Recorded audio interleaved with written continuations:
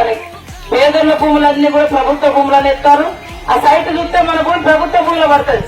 ఒక 2-3 నెలల తర్వాత దాని మీద ఇంకెవరు పెద్దోళ్ళు వచ్చి పట్టా చేసుకొని కూర్చుంటారు.